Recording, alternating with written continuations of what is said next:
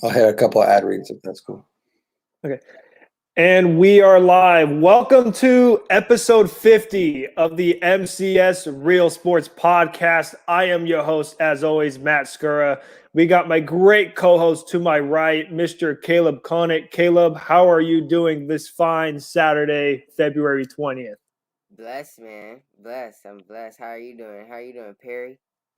Blessed is the best word to use. You can see right here my name, the co-founder, Unwrapped. I'm just proud to be here with two of the guys at the network that work very hard. So 50th episode, so it's a big deal. It's awesome. It's a big one. It's a big one. How you feeling, Matt? I am definitely feeling a lot better. I have had probably one of the craziest weeks of all time. As many of you guys may know, I am in Texas, and as you guys know, throughout the news or the internet, Texas had the big winter storm, and I hadn't had power since Monday night. I was able to get power on Thursday night due to the fact that I went over to my cousin's house who had power, and I found out an interesting fact about how power grids are ran. So some of you guys may not know this, but certain housing tracts have power grids that are actually essential or non-essential. It turns out my housing tract was a non-essential power grid, so it turns out you didn't really need power, but luckily for my cousins, they had an essential power grid because they lived across the street from a Walmart and an H-E-B store. So their power was on, and hence why we are over here. But other than that, my week has gone very well. And as many of you guys may know, this is our 50th episode, like I stated earlier. And for all the viewers that are listening to this episode, Caleb and I just appreciate all you guys that have listened. This was a dream that Caleb and I had when we first met in a sports management class about a year and a half ago. Caleb and I, we looked at each other and said, hey, we want to one day start a sports podcast. And, we decided that in May 8th, our first episode, Caleb and I were simply saying, hey, let's get it running. And we got our first episode running in May, and here we are 9 months in, and we are doing our 50th episode. And we want to appreciate you guys for tuning in to this 50th episode. And for actually the first time this episode, you could actually check it out on Facebook, YouTube, or Twitch. For the YouTube channel and Twitch channel, you could find it under Unwrapped Sports Network. That is our special guest, Perry Aston, who we announced earlier, who is the co-founder of this network. And Perry, you have some ad reads to read, so the floor is all yours. Sure. I mean, you can see the bottom ticker down there, and appreciate the guys always having those going in every show. You can see where our shop is down there, teespring.com/stores/unwrapped. You can go find all of our awesome clothing for different shows, for our network in general. But one thing I'm very excited about is our Patreon. You got to go check it out at patreon.com/unwrapped. Unwrapped Sports. So right there, you can see the 3 tiers. $1 if you just want to support the crew. It's $1 a month just to show that you love what we do. And it's been amazing for the amount of support we've gotten. And then, of course, the $5 tier here, we start to add a lot more perks for you. 10% off that shop that I just mentioned. A Discord chat with a lot of members from Unwrapped, different fans. We're talking general sports. We're talking gambling. We're talking fantasy. Everything that you need, you're getting advice in there all the time. Great camaraderie. It's a great group to be a part of. And also a $10 Amazon gift card giveaway. Every single month, you'll have your name drawn in there. And for the VIP, everything I just said, but it's 20% off the shop. The same Patreon chat in our Discord. It's amazing. And then you also get the $10 Amazon gift card giveaway on top of a beautiful memorabilia piece giveaway every single month. You can see this month it is the Keenan Allen signed jersey. I'll bring it up right here for you guys. You can see the beautiful signature right there, authenticity, everything like that. So put your name in for an awesome piece like this every single month. It's going to stay at this tier. It could be a helmet, could be some signed card that's worth a ton, whatever that may be, maybe multiple things. If we get that big of a VIP push at the patreon.com/unwrap sports, $10 tier. We'll keep upping this more and more and more. But look at that beautiful jersey, signature every single month. Support an amazing group like us. Show us that you care what we're doing and accept the perks that we got going on and put your name in for a beautiful giveaway like that every single month. So patreon.com/unwrap sports. Show us some love. We'll show it right back. We definitely will. Go 100%. fuck with the Patreon. Subscribe. Keenan Alex jersey giveaway. That's a steal, dude. It's a beautiful. I'm looking at it right now. I'm almost not going to give it away because that's how much I like it. I was about to say. Like, are you give it away? You shouldn't even give it away. But it's gonna be like that every month. Every month, sign up. Mm-hmm. If y'all watching, sign up. MCS Sports Podcast has been a real run. These past 9 months, 50 episodes. It really started when we made the league. Remember that, Matt? We made a fantasy football league. Yeah, fantasy football league. I think I was the winner, So yes, you were. Congratulations to me. I don't know where the trophy is anymore, but it started in college. Anybody else in college right now, youngsters, y'all could do the same thing and bring it to another level. So that's what we hope to do, inspire others to do their own thing. So yeah, thank you for fucking with MCS Real Sports Podcast. Let's get it popping. Yeah, let's get it popping. And boy, do we have a lot of topics to discuss today. So our very first topic that we will be discussing is the man, the myth, the legend, Mr. Tom Brady. As many of you guys already know, Tom Brady on Super Bowl Sunday, way back in February 7th, won his 7th Lombardi trophy in 10 attempts. And I should simply want to start off by asking this question to Caleb. So, Caleb, Tom Brady, he's been to now 10 Super Bowls. He's won 7 of them, which is now more than Michael Jordan. Does Tom Brady now is he now a part of that GOAT conversation of now all sports?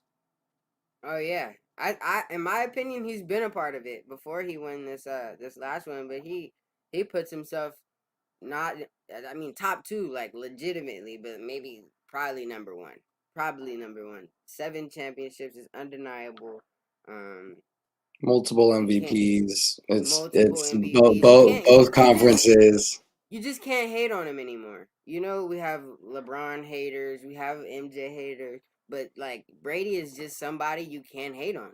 You can't. He plays the game of football right. He's not doing anything crazy. You don't see him running out of the pocket 90 miles per hour. You don't see him throwing 90 yards every play. No, simple, old school football. So yeah, he's the GOAT in my opinion. He's shown it. And then I'll ask you.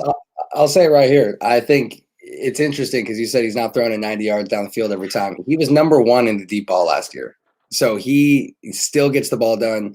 He was able to go from a vanilla offense of New England, where it was very methodical, like you mentioned, short passes, old school football, not a lot of running game that you can lean on. You're using James White a lot out of the backfield, very intermediate game, very smart, with a great defense.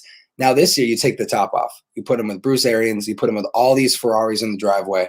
Give him everything that he wants. What does he do? He turns into more of an air raid quarterback at 43 years old. The guy is the GOAT, and I'm in Los Angeles. Obviously, I love myself some LeBron James, and I appreciated him before coming to Los Angeles because I know that when there's greatness in front of you, you have to appreciate it while it lasts. And I think they're very similar, but at the same time, with all due respect to LeBron, he's not where Tom Brady is right now. Like you mentioned, is he a GOAT of GOATs? Yeah, he's a GOAT of GOATs. He's on that Mount Rushmore. We've had that conversation before, especially now. 7 Super Bowls, multiple MVPs. What he's done on and off the field, he's transcendent. And like you mentioned, Caleb, he's not Pat Mahomes. He's not slinging the ball with the other hand while falling down. It is an old school style of quarterback. And he was a 6th-round pick. No one expected him to be this good.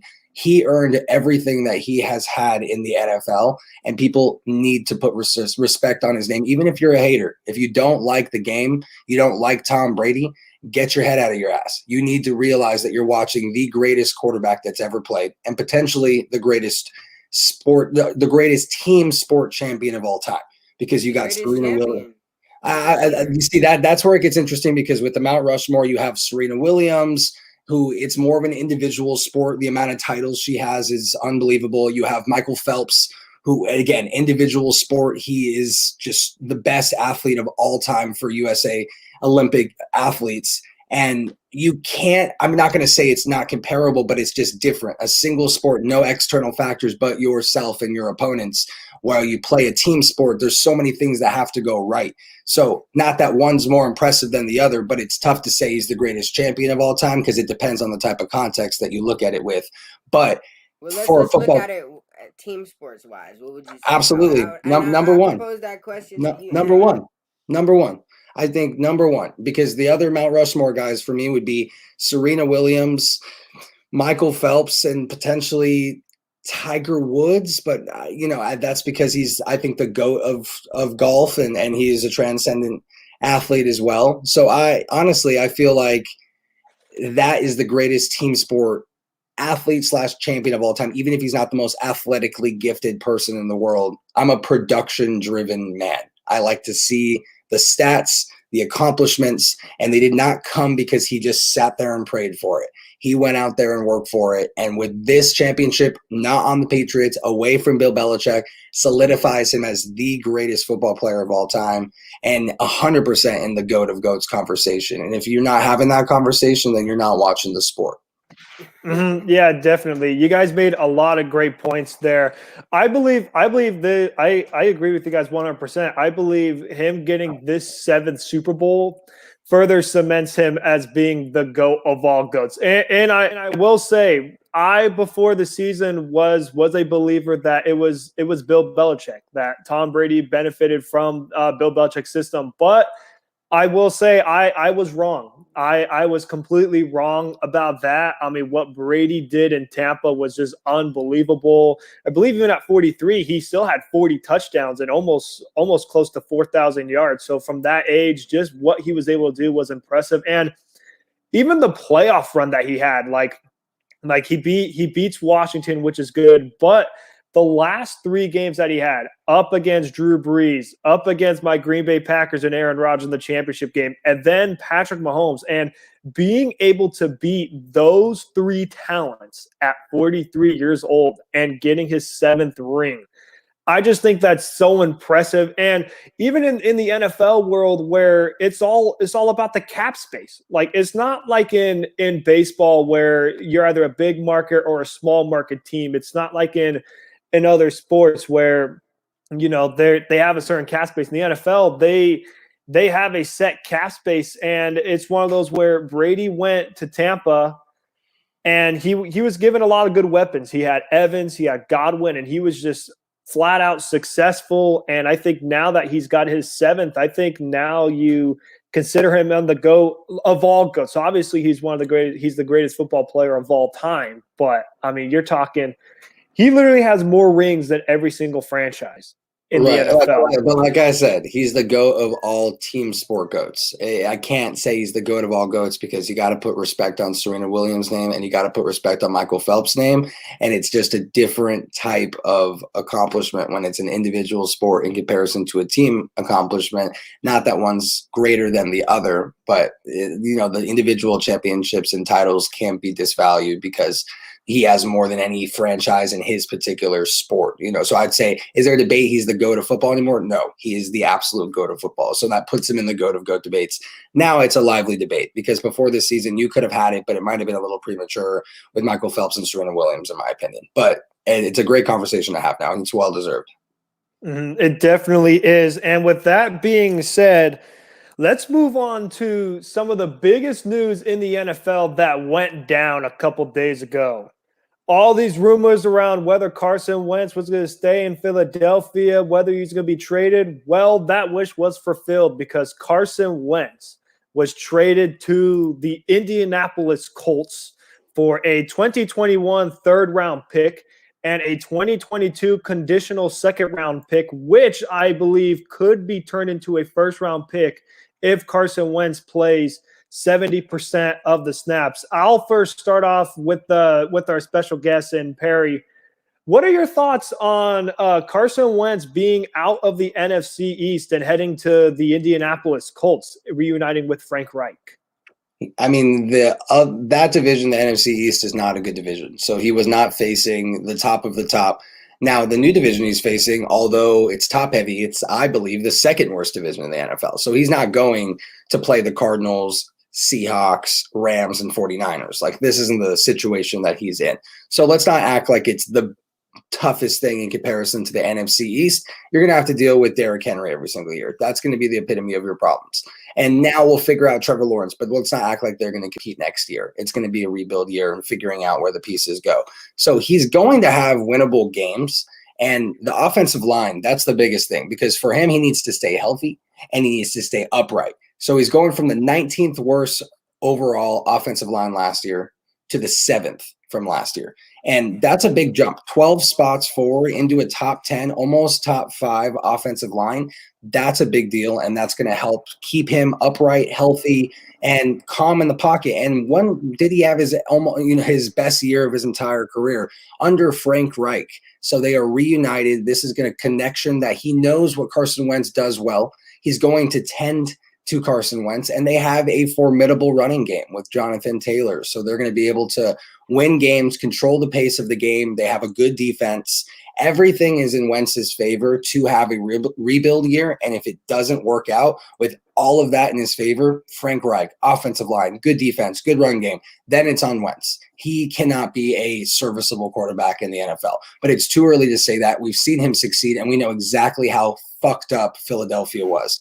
So now that he's here, I think he's got the best situation of his entire career, because the year that they went to the Super Bowl, although he got injured, that was magic in a bottle. You cannot tell me that that team on paper is better than the Colts on paper right now. The Colts on paper right now are an easy 11-12 win team if Carson Wentz stays healthy, because what did they do with Phillip Rivers last year on his last leg? Let's not act like Phillip Rivers is some elite quarterback. He's going to go to the Hall of Fame potentially because of his longevity, but he never won anything. And last year he did well. He did well, and I think Carson Wentz can do well.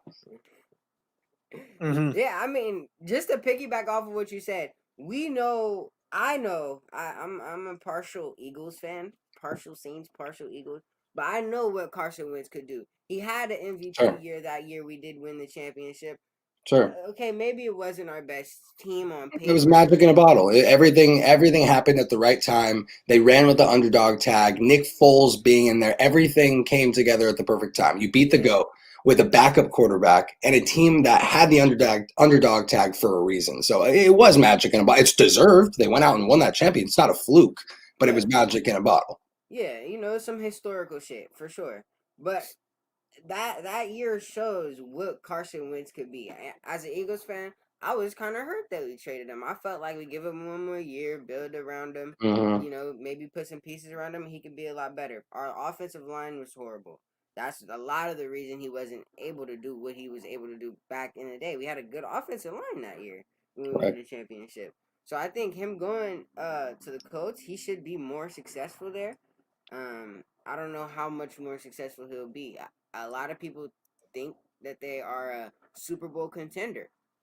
I don't know. See, that's a little premature. You know what I mean? We have to see how it all works out. But to not think that they would make the playoffs and be a contender of some sort, I think would be foolish after what we saw with Phillip Rivers last year. I mean, again, if Carson Wentz is healthy, I think he puts up the same production as Phillip Rivers. I don't think that's an issue at all. I think he goes even better than I think that's easy. I think people are idolizing Rivers all the time. When I bring this up, they're like, he's not going to do what Rivers did. And I was like, well, what did Rivers do? I mean, he was a good quarterback, but don't tell me he was elite last year. Don't tell me he was the reason why they went to the playoffs and succeeded with double-digit wins.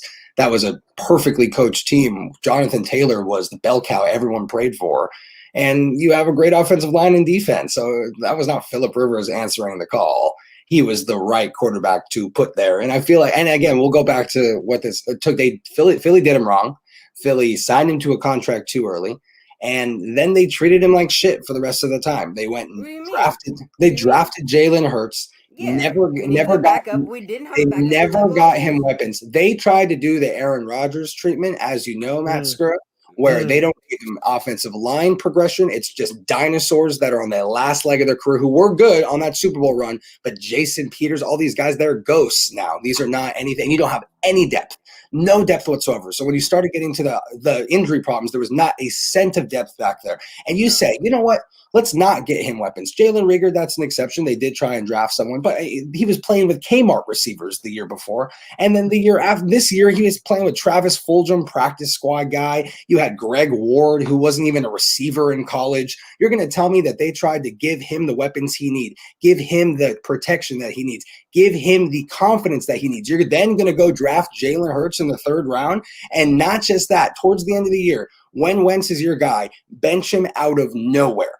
Bench him out of nowhere. And then not just that, put in bench Hurts at the end of the game there too, at the end of the year. The way that the coaching staff, the organization, from a support standpoint, from an inspirational standpoint, from any standpoint, how did they not do him dirty? Where did they give him something that was more than a normal team is just supposed to do with their job description? What did they do to keep their star happy? Not a thing. And then they go and liquefy him while taking a $30 million cap hit, if I believe, still with this trade. So they didn't get this off. And you might not even get a 1st-round pick back.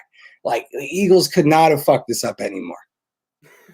Yeah, you guys definitely make a lot of great points there. Sorry to interrupt you for a hot second, but definitely a lot of great points made there. And Perry, I can't believe you took a shot at me with the Aaron Rodgers treatment.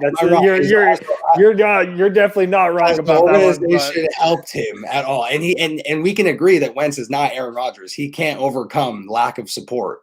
Clearly, we saw what happened last year. He looked like he was dying, running for his life, making the worst decisions you've ever seen. And people say, well, it's not on Wentz, it's the supporting cast, it's the linemen. And then you say, well, what is Rodgers doing? It's what he's been doing. And what is Russell Wilson doing? He hasn't had an offensive line or true weapons. Now he's got DK, but come on. The two of them are succeeding. There's no problems there.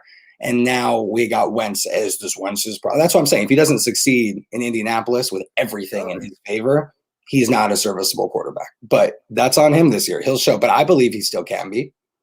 I think he wasn't reliable as far as being healthy. You couldn't count on him to be healthy. That's why Hurts got his opportunity. That's simply why I feel like he got his opportunity. We couldn't count on Wentz to be healthy, but if he could be healthy in Indianapolis, they get a few receivers, because I don't think Wentz is the problem. I think they're gonna need a receiving. Sure. Pittman, cool, have a good little year.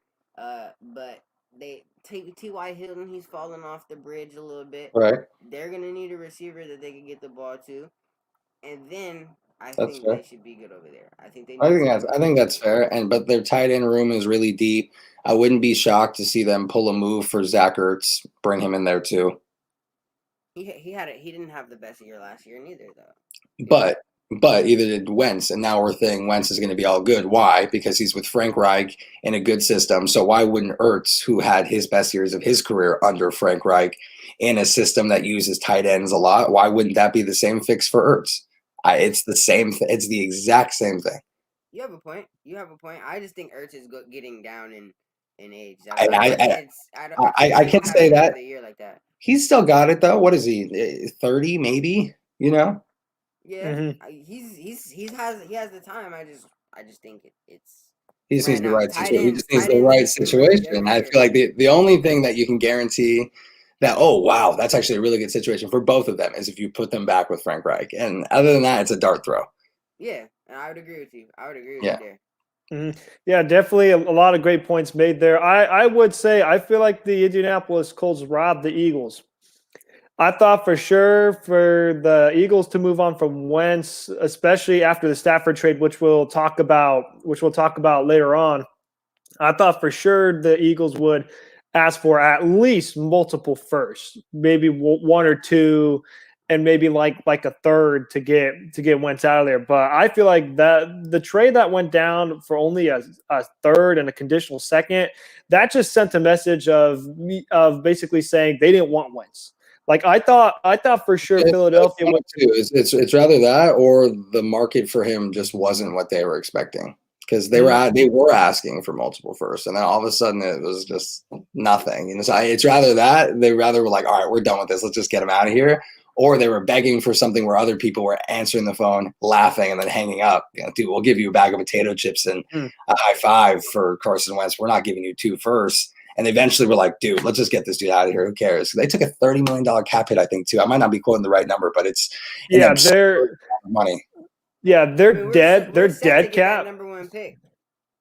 Ooh, they're dead. Their dead cap money that they'll be taking in this year for the Eagles is $33.48 million this year, just because they traded Wentz. But yeah, Perry, you definitely have a good point there. His value probably went down, but I thought during the offseason the Eagles would go between either Doug or Wentz. I thought if they stuck with Doug Peterson, Wentz would be out of there, but it just seemed like they got rid of both. It just seems like they want a fresh start. But you are definitely right, Perry, with your point mentioned earlier. The Eagles are definitely a dumpster fire. You know, they're one of those teams where they might finish in last in the NFC East. I mean, if we're being honest here, they will finish last. They will finish last in the NFC East because Washington is no joke. I'm a Cowboys fan. I'm going to have to give credit where credit's due. Unless Dak comes back perfectly healthy, everything goes right, you have to give the top of the division to the person that finished at the top of the division last year. So Washington is the team to beat up there, and it's not a hard division. In our division, yes. Compared to the Cowboys, and that's the thing. I would like to say that, but I think that would be me speaking out of my fandom because of the fact that Dak Prescott's situation is still not handled yet. And how did we finish last year? Top 10 pick. So that would be more dream talk of me, and I'm trying to talk from an analytical standpoint. If there's a team to beat, Washington's defense is a top 3 defense in the entire league. And it didn't matter if they had Alex Smith, who barely can go out there, if they had Heineke, they were competing. So that's a big deal right there. And Ron Rivera is the truth. So I think, but regardless, if you say Cowboys, I love that. I'm a Cowboys fan. I love hearing that. I think the 2 are up the top, no matter what. The Giants have taken steps forward last year with Judge, especially how they finished the end of the year, all without Saquon. So I think the Giants are solidified at 3. And what is the Eagles? What have they done to show you that this is the team that will not finish last? Hurts was 1-3 as a starter. He was more exciting than Wentz because he can run the ball, but let's not act like he was super efficient. And if you're going to, what's the Eagles going to do? Are you going to draft another quarterback and take another dart throw? You kind of have to because that's your cap situation. You can't, I don't even know if you could afford Ryan Fitzpatrick on a 1-year deal.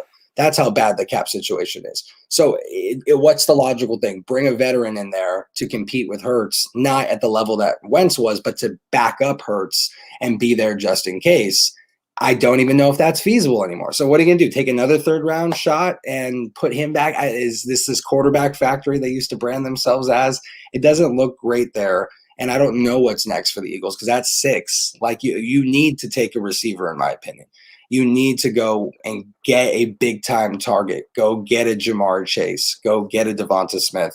And if not, you pray that Penei Sewell falls to you, that offensive lineman, and you just take him. You just take him. Because you need protection, you need weapons, you need defensive help.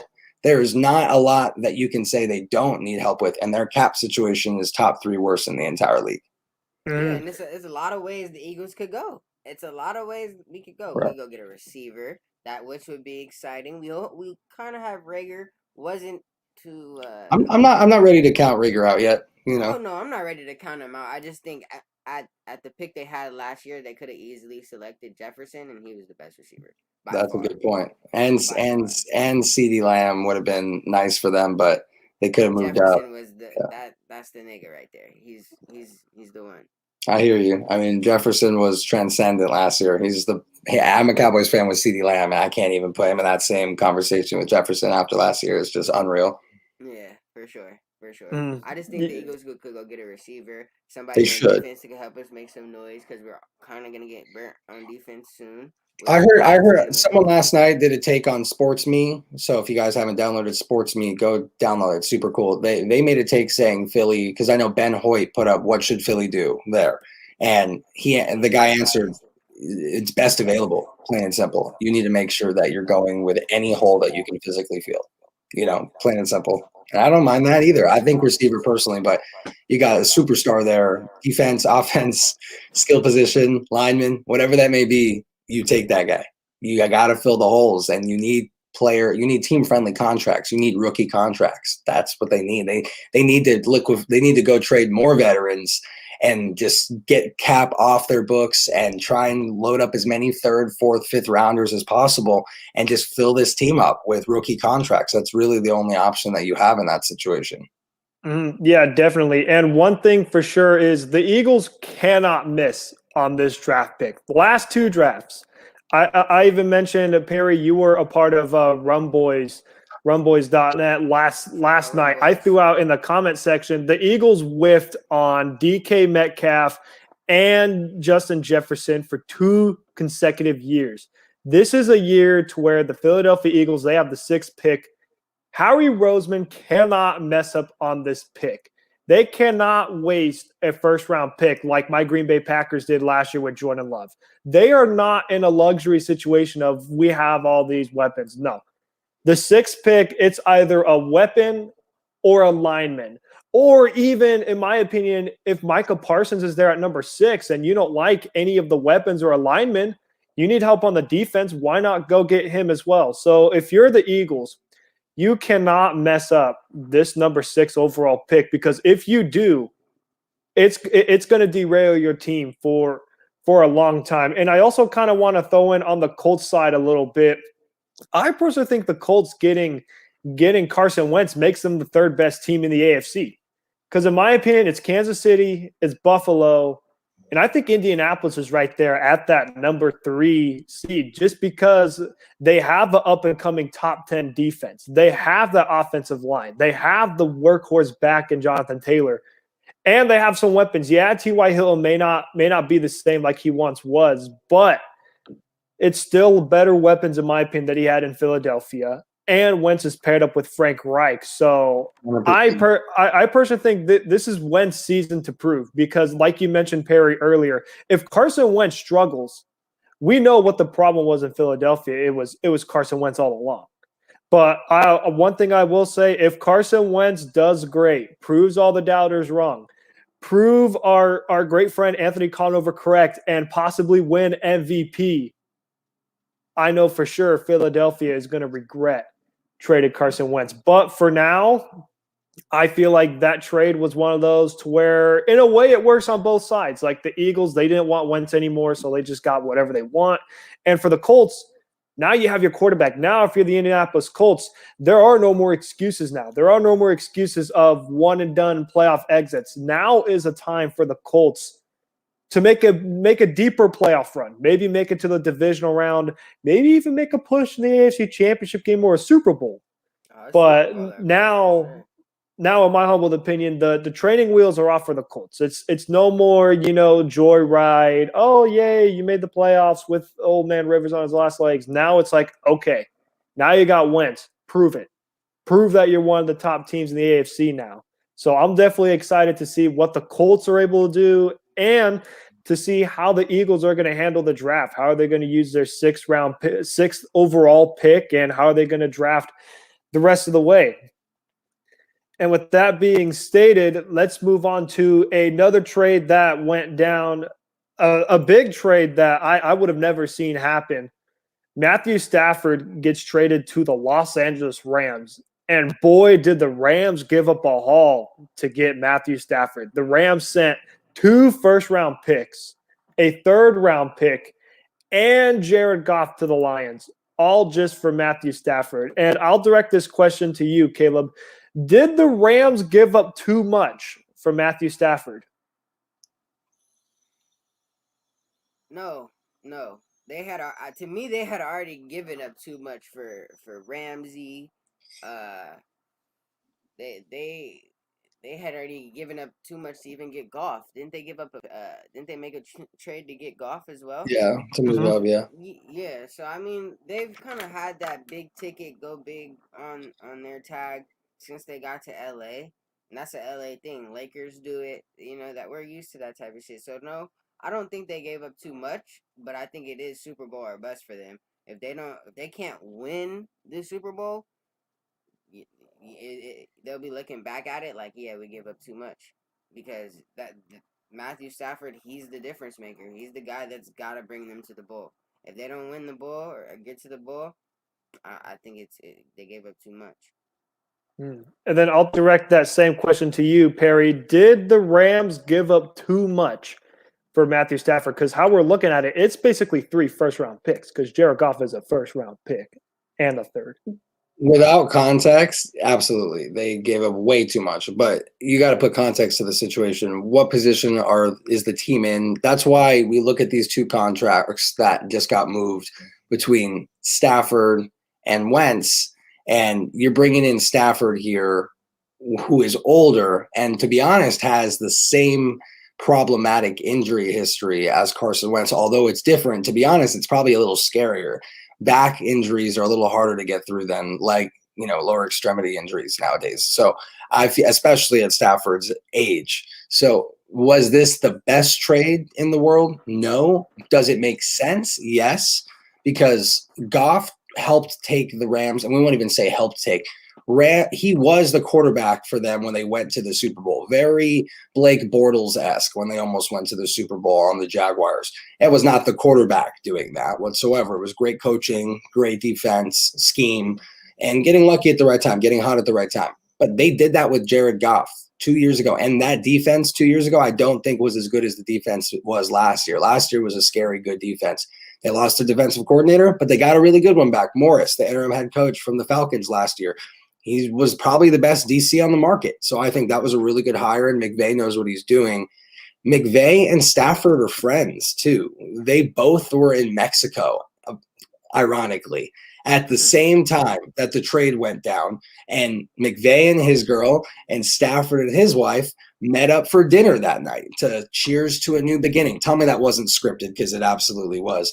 But they got a relationship there. McVay, when you watch him on the sidelines, looks like he wants to strangle Jared Goff 75% of the time. He's sitting there dreaming about ways that he can kill him in his sleep. So the fact that he doesn't have to worry about that anymore, McVay, who's a perfectionist, is going to have a guy who's been treated bad his whole career. Matt Stafford's had that same treatment, Matt, in a lesser regard that we were talking about with Rodgers and Wentz, where they haven't gotten him support. He had weapons, though, so let's not act like he hadn't had weapons in his career. He threw to Megatron at some point. Marvin Jones has been very consistent alongside Galladay. They had Golden Tate at some point. They've refused to get him a good running back. They've refused to really go full in with the offensive line. So he's never gotten that support. Now he has that support. He's got a pretty good offensive line. The Rams aren't top tier anymore, but they can continue improving there. He's got great weapons. He's got a great coach, one of the best one of the best offensive minds in the league by far.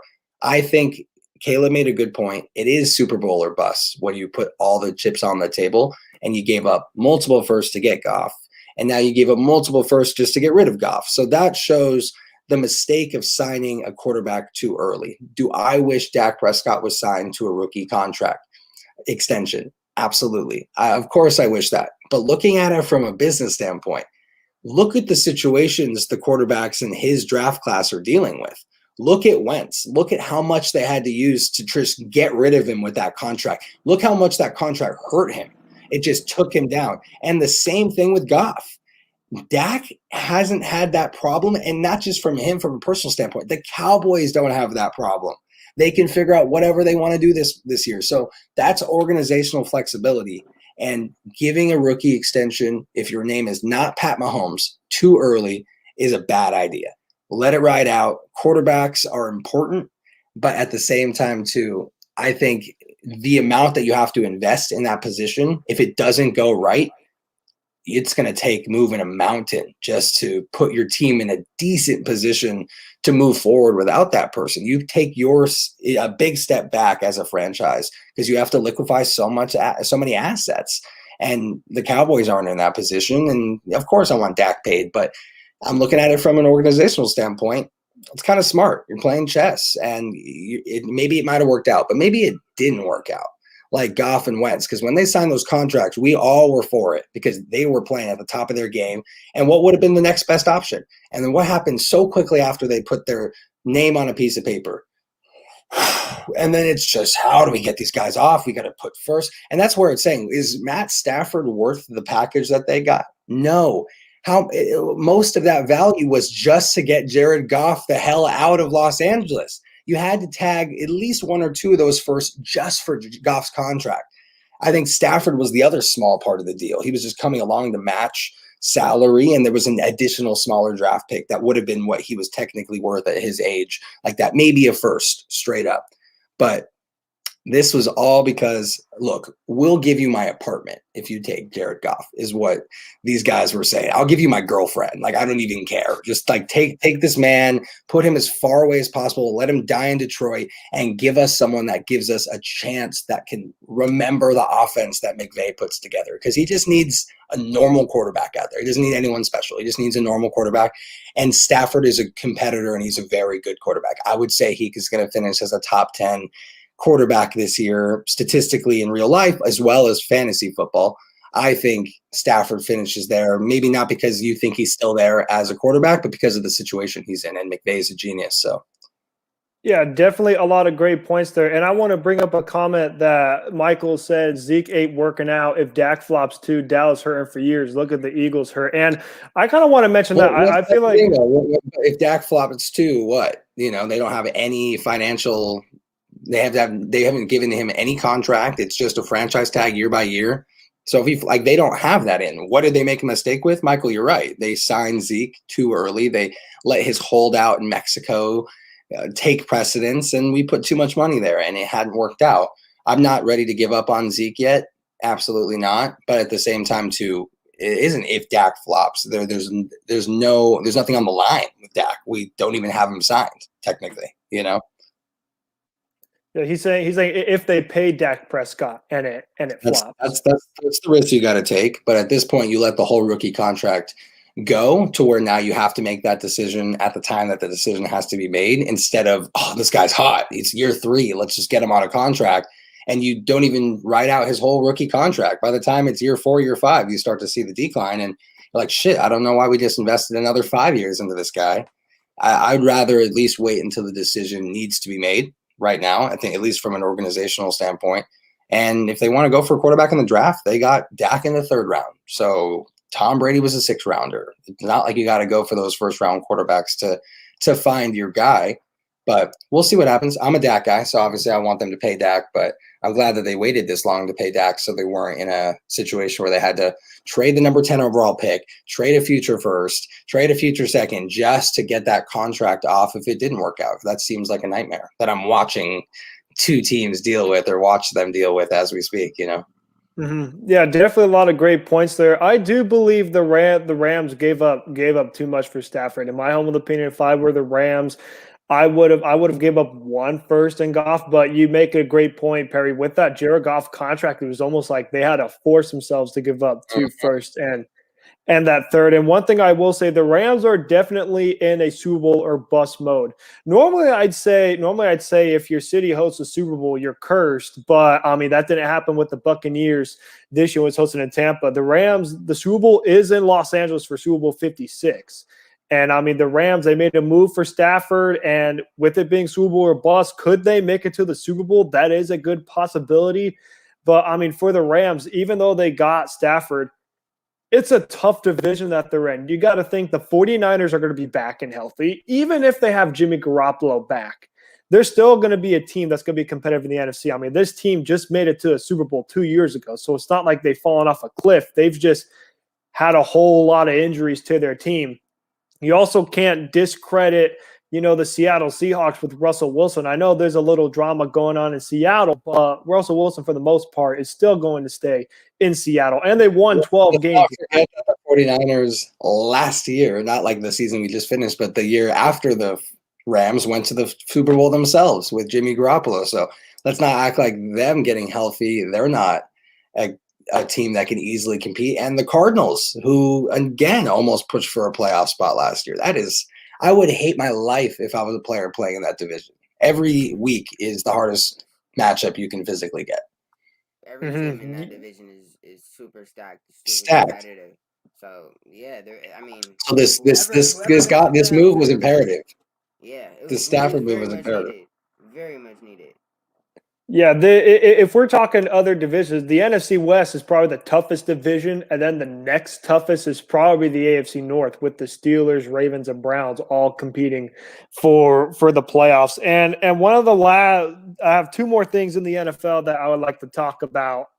One thing that I'm pretty sure was quite an interesting story. A lot of people refer to these people as a Karen. We are going to throw out the Karen story, the Lombardi Trophy story. So the daughter's creator of the Lombardi Trophy made a public story basically stating what Tom Brady did on the Super Bowl parade was disrespectful to a Lombardi Trophy, which many of you guys may not know, but Tom Brady tossed a Lombardi Trophy from one boat to another. And the daughter of the Lombardi Trophy creator basically said what Tom Brady did was disrespectful and that he should apologize. I'll start off with you, Perry. Do you think Tom Brady should apologize at all, or was this just one of those moments where the daughter just needs to take a chill pill and let Brady have his moment on tossing the Lombardi Trophy? Lombardi, Karen, chill out. Are you serious right now? Come on. You need the attention that bad to dig up your family's legacy, which is not something that is disrespected here by Tom Brady whatsoever. First off, the trophy didn't break. If this trophy shattered on the ground, for example, the NCAA championship trophy or one of the bowl trophies that when they were dancing in the locker room fell and smashed on the ground, that's a different conversation. That's where are you serious right now? You're going to not just dance around with it, but break it on camera like that, where I might have been a little bit more disrespectful. To toss the trophy, first off, to the man that's won that trophy 7 times, so you better fucking respect Tom Brady, Karen. That's the man that owns that trophy. He owns that. So you need to apologize to Tom Brady for even putting your mouth into this, because you're trying to take away from a good moment that we haven't been able to experience in about a year now. It's almost March, so it's been a year of the pandemic, which is unbelievable. And we have a boat parade, which is only possible in certain places, socially distanced. Everything you're asking for, we still get this on camera. It's great vibes. Throws the trophy, they catch it. Nothing's happened to the trophy. Come on. Do you not remember? I didn't hear her when they were using the trophy as a baseball bat like 3 years ago, when and the other time that Gronk was bunting with this. Like, come on. Now all of a sudden you're in the headlines. Stop, because everyone wants to go viral nowadays. And she probably got nothing going on in her life except her great grandfather's legacy. And she's trying to push this back up for a good TikTok. So you can sit down, you can chill, because this is not warranted whatsoever. Tom Brady, keep winning these things, because you're the only thing keeping her name in the headlines right now. But you apologize to Tom Brady. I think it's ridiculous. Sit down. Tough. He said everything that needed to be said. Sit down. Relax a little bit. You know, my boy just won the Super Bowl. He won the Super Bowl. I never The seventh. The 7th one. I never heard of anybody bunting, none of that shit. But I mean, he just won the Super Bowl. They made 55 of them. They're gonna make 56. If the shit breaks, make 50-7. It's okay. Absolutely. What is it? The spiritual legacy of this trophy? It's a piece of hardware that they can.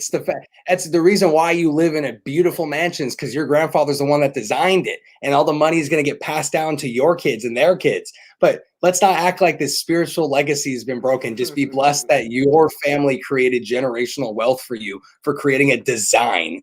And this is now carrying on. And the trophy's never broken once. So let's not act like we've disrespected this trophy in any way. Mm-hmm. I'm not a Bucs fan. And if I was, I'd be feeling even more, annoyed. I'd be like, this is the first championship we won in a long time too. Why don't you just go back home? Like, I don't know why you got to go online and try and make a whole big deal. And not just that, not even like, come on, I didn't really love that myself. She was like, generally, I haven't slept in days and this and that. And I'm watching this video like, you got to be fucking kidding me. Excuse my language, but I'm watching this like, are you serious right now? You're letting this affect your sleep. You're not eating. Like, you should go get help if it's that serious of a thing for you. And going on an interview is not going to do anything. And Tom Brady's not going to apologize to you. Get out of here. Yeah, definitely. You guys hit the nail right on the coffin. I mean, when I heard this story come out, I'm like, are you serious? Like, why is she talking about how it's offensive on tossing a Lombardi trophy? And my real question is, how are you going to move the Lombardi Trophy from one boat to another? You can't get two boats close to each other or else they might hit. And last I checked, Tom Brady got a nice little $2 million boat, and I'm pretty sure he doesn't want to get that damaged. So tossing Lombardi Trophy was great. You know why the Karen was probably upset was because Brady had a couple of drinks in his system, and he tossed Lombardi Trophy. And I will say, Tom Brady was hitting everything. Hit 3 touchdowns in a Super Bowl, and he got a nice touchdown pass from one boat to another. That was very impressive. I feel like it's one of those stories to where, like Perry mentioned, she's just trying to get attention, and it's one of those to where why are you talking? Like, nobody knew who the hell this lady was until she opened her mouth, and it's. I would have loved to see. I would have loved to see the anger when they were using the trophy as a baseball bat, hitting. Yeah, exactly. Where were you then? That was like 2-3 years ago. Where the hell were you then? Let's chill. Come on. Mm-hmm. Yeah, definitely. Yeah, it was one of the Caleb. It was one of those where Rob Gronkowski and the Patriots, they were at Fenway Park, and Julian Edelman threw a pitch, and Edelman didn't think Gronk was going to swing it, but he showed it out for a bunt, and there's like a little dent in the little football. You dented the trophy, and you still haven't said a word. Come on. How much attention do you want during 2021? Come on. Keep it moving. Next topic.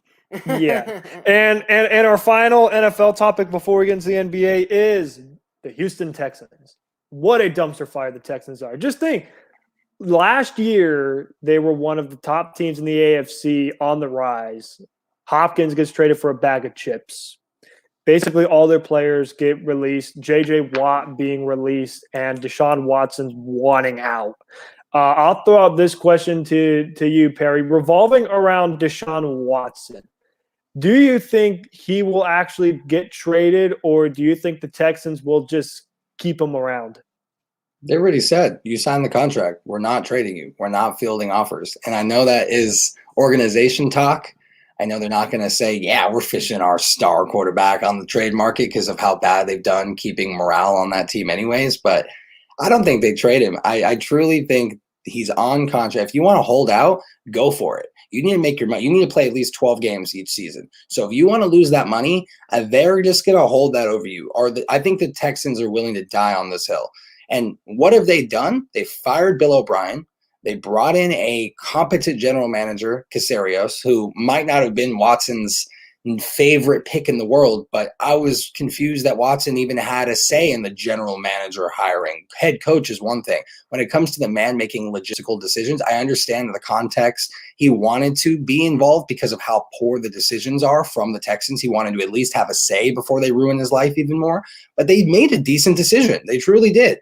And he's been an advocate of Deshaun Watson since the first press conference, and he's going to go down dying like that because they're not going to trade him. And it's interesting because what is the market for Deshaun Watson? You don't know right now because I think the spectrum from Wentz all the way to Stafford, you have no idea where this is going to fall, and it's all based on the context of the team situation. So that's really all I have to say about it. But I think the Texans are the only team confidently that I can say are ran way worse than the Philadelphia Eagles. And they need some serious help in a lot of areas. Hopkins gone, Watt's gone. You got Watson begging to leave. It's all bad. When there's smoke, there's fire. There's a reason why none of them want to play there. And like I said, I'm a production-driven man. What has their record been since making that one playoff appearance last year, 2 years ago, getting taken down by Pat Mahomes in that huge comeback victory? Look at last season. It was a mess. It was a dumpster fire. And that was with David Johnson and all these guys. I have a guy, Chad Hansen, went to high school with, so shout out to my boy who was able to get valuable snaps there and put up some production. I love seeing that. But the Texans are not a well-ran organization. I don't think Watson gets moved. I don't think it's his choice. This is not the NBA. It's not a player's first league. We have non-guaranteed contracts on rosters that are clear over 50 people. So you do not have the control that a James Harden has. And he's not being as negative as James Harden did. We'll compare him to Anthony Davis.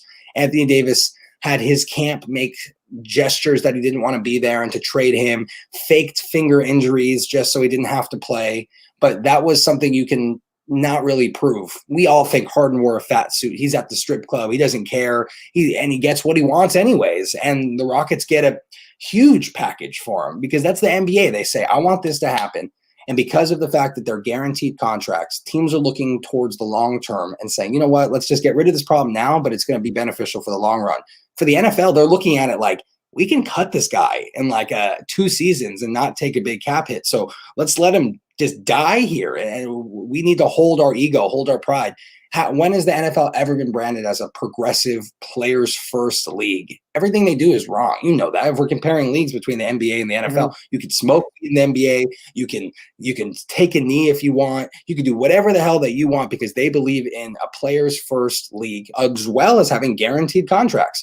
The NFL hasn't checked any of those boxes. And all they've done is end racism in the end zone. You know, good for you. You got to mow end racism into a lawn and put it on the back of a helmet. But you're the ones that had the whole Kaepernick situation. You're the ones that have never really done the things that you need to do. Look at NBA letting the entire bubble be an entire showcase for Black Lives Matter.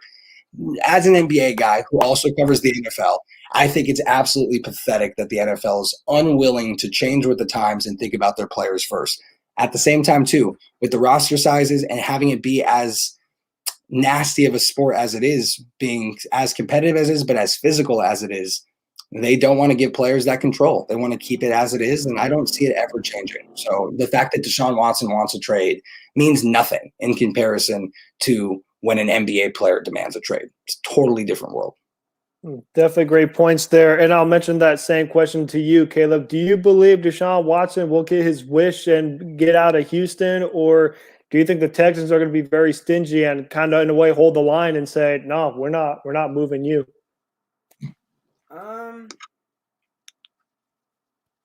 I think, great answer, Perry. I want to let that be known. Appreciate it, bro. Perry had a great answer. He makes a point where they don't have to trade him. They don't have to trade him, but they can get a lot. I've been you signed that contract like last year. It's not like it was 4 years ago and things have changed. You just signed this extension. You signed up for this shit with Bill O'Brien still there. You signed up for this shit. Don't act like you're getting done wrong. You could have left. Exactly. It's a fact, and that's what makes it. That's what puts Houston in actually a better position than I thought they were. Oh yeah, but because they can get a lot though. Like you could get 4. I heard you could get 4 or 3 first rounds with Christian McCaffrey. If I'm Houston, I'll send you that stuff right now. I don't know if that's a thing. I feel like we were just hearing 2 firsts for Wentz and all this stuff. It's all, this is what the open market's going to be. Does that happen though? The only reason why that happened for Stafford is because Goff might have been the worst contract in the last decade. And the Rams are in such a win now mode that if they didn't make this move, all of McVay's coaching prime in the beginning is put to waste. But I don't know if that's the value, really. If that's what they're getting, I think anyone is replaceable. Anybody should be able to have a price tag, but I don't see that being the case at all. I don't know. I just feel like the Texans won't do it. I don't see why the Texans shouldn't do it, but I don't think that Carolina. I don't. Whoever the GM for Carolina is, I don't think you would be in your right mind to even offer 3 or 4 firsts with Christian McCaffrey. You got an MVP running back, and you're about to give 3 or 4 picks. I mean, that's something that you offer for Pat Mahomes in my case. So I think that the offer is just absurd. But if they could get 2 to 3 or even 4 first-round picks for Watson, get out of it. Get the 4. You have 4 first-round picks, double first-round picks each year. You have your own and the other teams. So, stack up for 4 years. But they could just let him sit there, and he's gonna want his money. He's gonna want his money. In order for him to get his money, he has to play. They got him guaranteed for 12 games. If they have a solid record, why wouldn't he want to finish the season? So it's like Houston's in a really, really, really, really, really good situation with Deshaun Watson. But then again, do they have enough to compete like they did 2 years ago? No. And if he got traded to the Panthers with all of that being gone too, isn't he in the exact same situation that he was in Houston with better skill position players. We'll say that even with CMC gone, even if you just look at Mike Davis, DJ Moore, Robbie Anderson, Curtis Samuel, that's much better than what the Texans have on paper. But the offensive line's still nothing to write home about. The defense has a lot of holes. You're going to be losing. They were 6-win team last year. Tell me you go, all of your assets are gone. You get CMC out of here, who we won't even consider because of the fact that he wasn't here last year. So we'll just look at the team from last year. That's it. Just because CMC wasn't a part of it. You take all the future of that team away. You can't tell me that team last year, like, well, 6 wins this year, but it's 100% 10 wins next year. You're still, we got to see what moves they make. They might even take a step back. Like, it's also Matt Rule and Joe Brady. They didn't bring in some guru to fix the team. This is his first NFL gig also. And last year was respectable, losing CMC and putting up 6 wins. But bringing in Watson he'd be just as upset. No, if they could bring in Watson and keep Christian McCaffrey, they're set to be like competitors in the NFC. I think you got. I think Watson, it's fair. I think out of all the young quarterbacks right now, I think he's. How do you take that to take that contract on? You got to unload some pieces to match the contracts, and CMC would make the most sense. I'm sure you can make it work elsewhere, but then you'd probably be moving a couple really valuable pieces again. And it's just Deshaun Watson last year. Deshaun Watson with Hopkins was a playoff worthy team. They barely slipped in. So I can agree with you. He doesn't need the world, but I don't know, man. I feel like it doesn't make total sense for both sides, Yeah, for sure. Yeah, definitely. You guys keep him though. Yeah, you guys definitely make a lot of great points there. I will also agree as well. I think Deshaun Watson is going to stay in Houston, and you also have to kind of look at Deshaun Watson and kind of feel bad for him because it's like why would you sign the contract now? You could have waited to see how it all unfolded because I'll tell you right now, if Deshaun Watson did not sign that contract, he sees his top receiver gone. He sees his franchise star J.J. Watt get released. He's probably going to be next, and it's easier to trade because it's a rookie contract. But because he signed that valuable contract last year and is now demanding a trade, it's almost like you mentioned earlier, Perry. Then why would you sign the contract? Like you mentioned earlier, signing your quarterback too early, and now it's one of those Deshaun Watson. He might have signed his contract too early because now how is he going to get out with that big price tag? Like, I don't feel bad for Watson at all. Like I wish he got better support, and I wish they treated him better. But I know what I signed up for when I signed up for it. So that's a financial decision. He tried to put his family in the best position possible and load up the bank accounts to create generational wealth. That's the move you got to make in your prime in the NFL. I'm not saying it was the wrong decision to sign the contract, but then you just have to accept where you're at because you signed that contract. It's not like a shut up and dribble kind of thing. It's just you decided where you wanted to play and you signed the contract. So I don't know why all of a sudden it's different a year later. It was already bad. And then now you signed up for it. So I feel like you've given up all your leverage and it's not a player's first league and you're making your money. So that's a good thing. That's the whole point. Yeah, he definitely is. And I also kind of want to see how desperate is Deshaun willing to get out of Houston? Because I'll tell you one thing, if he really wants out, he might actually pull a Le'Veon Bell and hold out and actually risk losing his money if it gets that bad. How did that work out for Lev Bell? And then how did it work out for Melvin Gordon? Oh, it did not work out well. Well, Le'Veon Bell Jets and Adam Gase. Nobody's successful with Adam Gase. Like that's his situation. Even the contract that Lev signed, it was clearly less than he was looking for too. It wasn't a ripoff deal, but he got a pretty good contract to the Jets. So it wasn't like holding out. He lost so much money holding out that year too, that it made the contract even more not worth it. And then Melvin Gordon almost ruined his career by doing that. So yeah, it'll definitely be an interesting thing to see what happens with Deshaun Watson. But my humble opinion, I'll agree with you guys. He's most likely going to stay in Houston, and we'll probably have to ride through another maybe 5 or 6 win season with not a lot of draft picks, not a lot of cap space. So we'll see what the Houston Texans are able to do.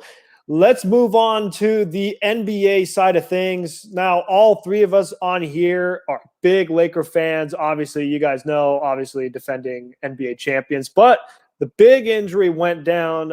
Our star player, Anthony Davis, as many of you guys know, re-aggravated Achilles injury. He is out for 4 weeks. You guys saw how well the Brooklyn Nets were able to perform against the Lakers, a potential NBA Finals preview. I'll start out with this question to you, Caleb.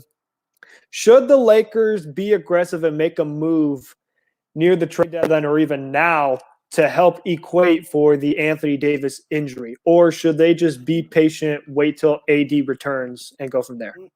No way. No way should we be overly aggressive. No way should we be worried. There is a couple moves we can make that would be interesting. Maybe a backup point guard. I think if we could have got Schroeder and kept Rondo, we would be in really good shape right now. But if we could get a good backup point guard, I think that could help. I think if maybe we could bring an athletic center like we had before, maybe get JaVale McGee back, that could be great as well. We need that. Or if Blake Griffin was to reach a buyout with the Detroit Pistons, we could pick him up if he's willing to come off the bench. I feel like LeBron is only gonna make him better.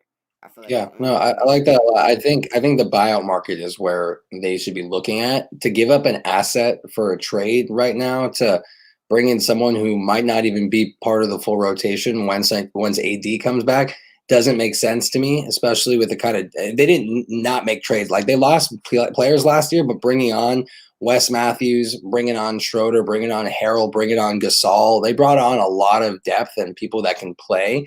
And so having Gasol there, I'm feeling good. Harrell's good, and you now bring Markieff Morris back into the rotation, who hasn't really been seeing a lot of minutes lately.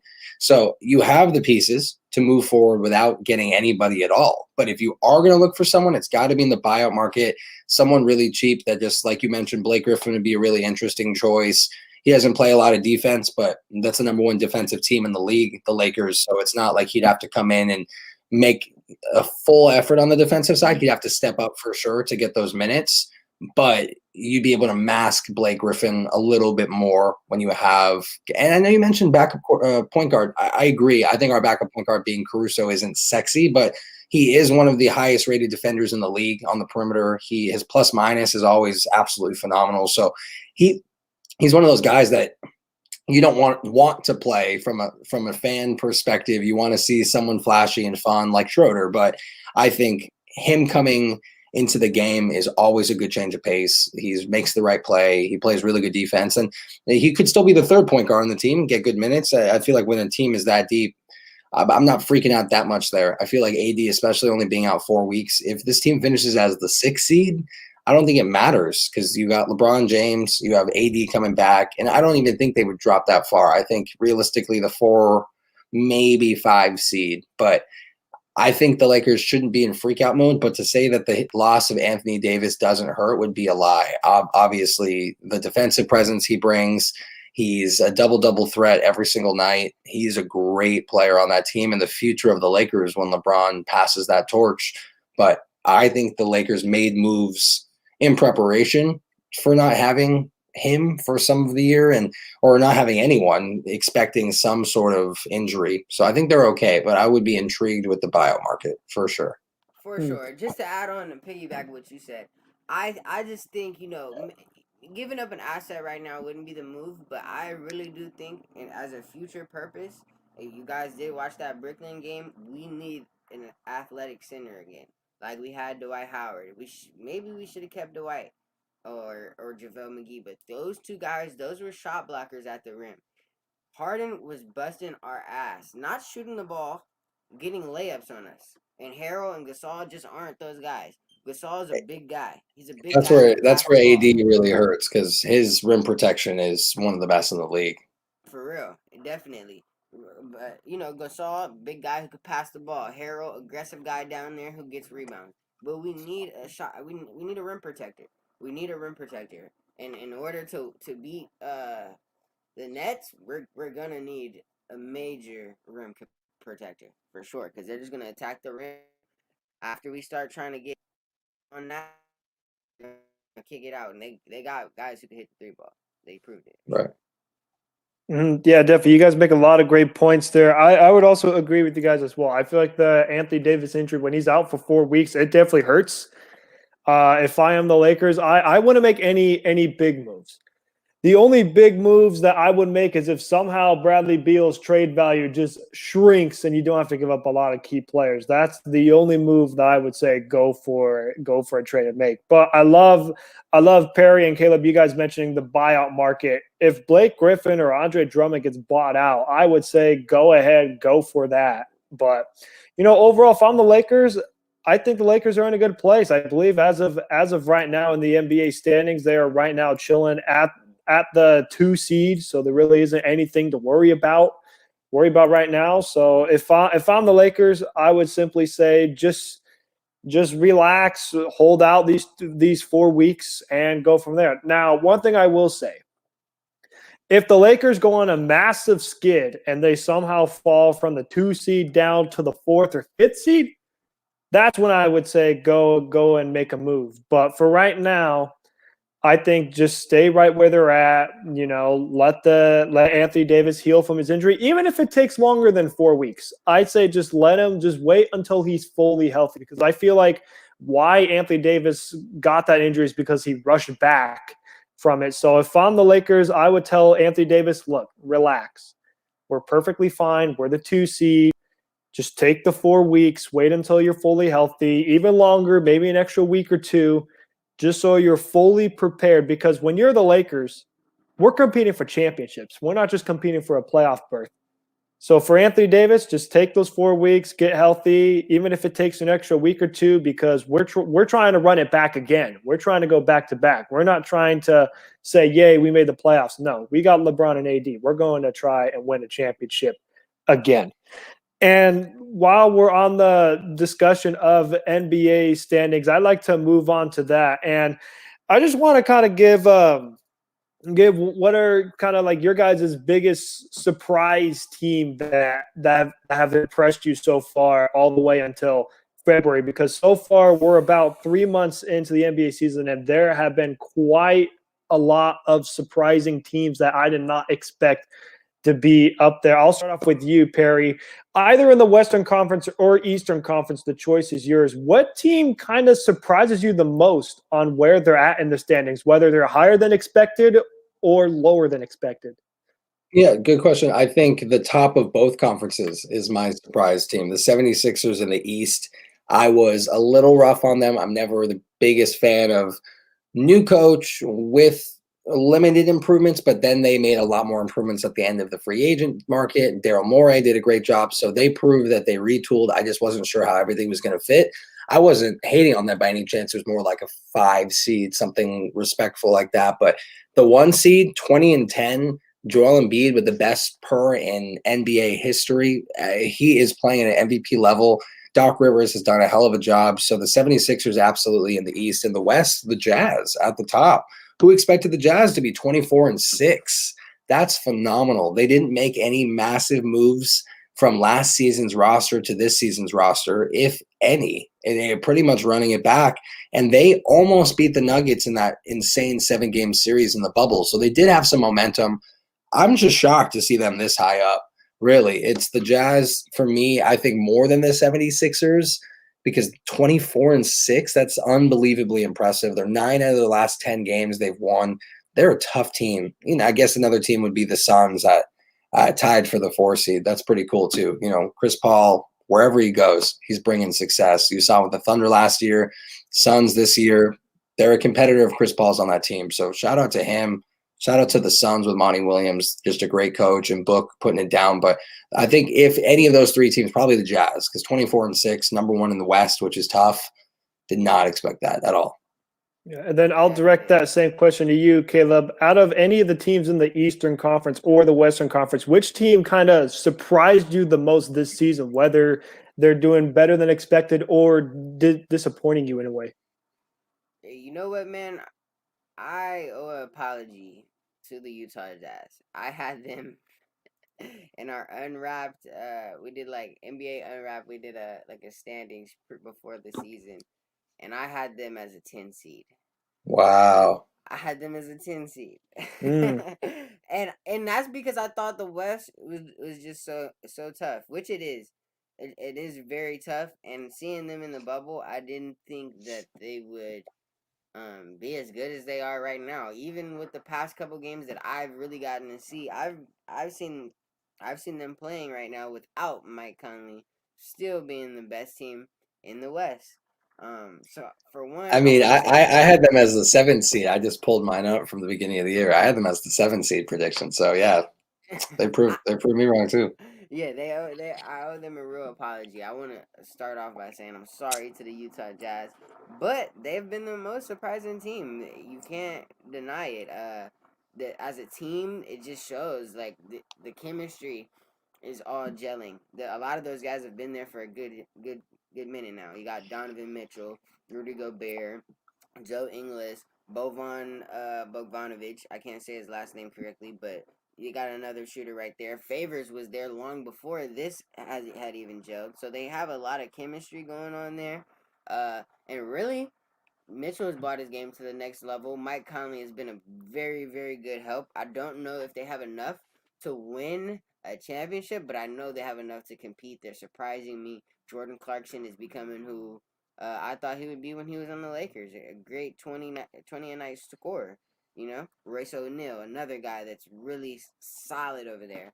So I think, yeah, they're the surprising team to me. I think if they make another move and try to get Bradley Beal over there, get rid of like Conley or whoever, and try to get Bradley Beal, that might put them over the hump. But as far as just them as a team, they're great, well coached. Quinn Snyder's been there for a good minute now. They're well coached, and they have a lot of chemistry. Donovan Mitchell's taking his game to the next level. So yeah, they're the team for me. It's the Jazz for me. It's the You guys, Jazz for me. you guys definitely make a lot of great points there about the Utah Jazz. I'm gonna throw out a team in there just because I'm impressed. They're still in the playoff standings. I'm going with the San Antonio Spurs. I'm looking at the NBA standings today, and right now the San Antonio Spurs in the Western Conference are the 6th seed. I'm impressed that they're competing for the playoffs this season. I thought for sure the Spurs were just going to go full rebuild mode, get rid of DeRozan, move on from Aldridge, and the Spurs, they kept the same team, and they're right now rocking at the 6th seed. They've won 2 straight games, and it's just Greg Popovich doing what Greg Popovich does. When the Spurs seem to be out of it, they're competing for the playoffs now. Are they the championship contenders of years past? Absolutely not. They are nowhere close to that. But I'm impressed that the Spurs are right now at the 6th seed. Before the season, I thought the Spurs were going to be one of those teams to where, they're going to be like a 10th or 11th seed. They're just not what they once were. But so far to this point, I was wrong, and the Spurs are one of those teams, yeah, they may be a 6th seed, but if they got to verse a team like maybe the Trailblazers or if Phoenix gets up there at the 3rd seed, don't be surprised if the Spurs could pull off an upset if they do make the playoffs at that 6th seed, just because they have that playoff veteran experience. They have Popovich, who's been there, done that before. So I'm just impressed with how well the Spurs have done. I also love that you guys mentioned the Jazz, just because I thought the Jazz were going to be one of those teams in the West where they're going to be like the 4th or 5th seed, maybe win a playoff series, and that's about it. But man, the way how they're playing right now, if they can keep this up, they could be like the Denver Nuggets of last year, make a deep playoff run nobody saw coming, maybe make it to the conference final. Even the Heat.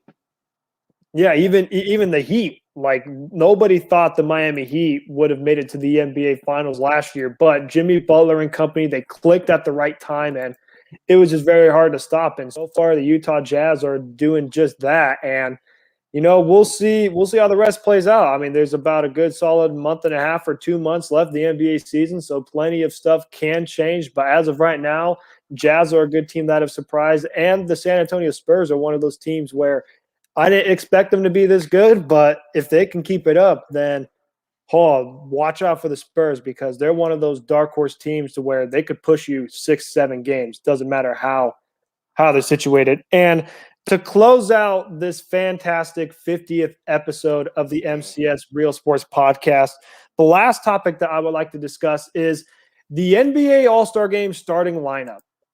So the date, I believe, has been set. It is March 7th. They are doing the All-Star game, which coincidentally is my birthday on March 7th. So shout out to me. Birthday Shout gift out to you. All-Star Happy game. That'd birthday, be early great. birthday. But the starting lineups for each of the conferences is quite interesting. In the Western Conference, it is LeBron James, Nikola Jokic, Kawhi Leonard, Steph Curry, Luka Doncic. And in the Eastern Conference, I believe it is Kyrie Irving, Bradley Beal, Kevin Durant, Giannis Antetokounmpo, Joel Embiid. I'll throw it out to our special guest, Perry. Did anybody get snubbed from the starting lineup in either the Western Conference or the Eastern Conference, or did they get it correct? They got it correct. I think the only one you could debate is Damian Lillard and Luka Doncic. That's really the most heated one on the market right now. Dame Lillard beats him in a lot of efficiency categories when it comes to percentages. But if you're looking at field goal percentage, you're looking at points per game, which is practically the same, 29 point something. You're looking at rebounds a game, assists per game. Luka leads that. And someone I was on with Rum Boys After Dark last night made a really good point. The NBA has become very internationally based. It has become a little bit less of a U.S. viewership than it used to be and more of an international viewership. And that doesn't really take away from the U.S.'s passion, but it more shines a light on how good the NBA promotes their sport internationally. The great pool of players that have made it to the NBA. And Luka Doncic is the international superstar face of the league. If you're going to start one of them, you're starting him. So I get it. I think it's perfect. Really. I have no problems with it. Yeah, And then I'll direct that same question to you, Caleb. Yeah, I don't really have any problems with it neither. I expected Trey to take that next step and be a starting point guard this year, but I could see the argument of he has had a couple of bad games and whatnot. So, I mean, I understand that, and Kyrie has had a lot of good games, and he's been a lot more consistent, even though he kind of puts his team through bullshit sometimes with the flat earth, and I don't know, but I think they got it. They got it on. They got it. They got it spot on. I mean, there's nothing I can really complain too much about. I'm grateful that we're even able to have an All-Star game this year. It's interesting too, because I'm grateful as well, but I also think it's a stupid idea. And you can hear from like LeBron and some of these other players that are saying, "So we got a pandemic. We're lucky to even have this season, and you're going to try and put on an All-Star game with all the festivities in Atlanta, where it's not taken very seriously and the numbers are still pretty bad." These are coming from players' mouths saying they're unmotivated, they don't care about it, and they think it's ignorant that we're having it. If the people that are making the product happen feel this way, then I think you see how bad of a decision it is. But I guess it's a money standpoint. I didn't realize the All-Star game was that big of a revenue stream for the NBA. No one gives a shit about it. I think people like the slam dunk contest and the 3-point contest, all these things way more. If I told you right now, hey, we're going to cancel the All-Star game, but we're going to keep the slam dunk contest, the 3-point contest, and the skills contest, would you be that upset that there's not an All-Star game? No. Low key, I don't think anyone would really care that much. I don't think anyone would care that much, but I think about it from the beginner fans, like the people who are just getting into basketball. That's their fault that they're getting into it during the pandemic. It's lesser than a product right now. It's less of a product, and it's for safety first. So you're going to say contact tracing is this big of a deal. You're going to say you want players not to have to do external things. You want them to be as responsible as possible. But then you put on an all-star weekend. I just think it's contradictory, but I'm just glad to have a season. So I agree. I agree. Mm-hmm. Yeah, I definitely agree as well. I'm glad we're having an All-Star game, even glad having a season this year. But going off of the starting lineup, I believe they got it right as well. I mean, it's very hard to decide which one, because Perry, you made a fantastic point about Luka Doncic. Luka Doncic is kind of the main like international player. I mean, you could also make a case for Greek Freak as well, but Luka Doncic, I believe, is only in his third year, and he's already like one of the top players in the NBA. I mean, Giannis, he's been in the league a long time. I believe this is almost his 7th or 8th year. And I mean, he just started like hitting his peak, I honestly say, about maybe 2-3 years ago, on where we know him as the Greek Freak. At the pace that Luka Doncic is going, he's on a pace to where he could be one of the greatest international players players almost ever. He just has to compile some championships. And overall, in the starting lineup, I mean, who else are you take out of the starting lineup? You're obviously not taking out King James. You're not taking out Kawhi. You're not taking out Steph.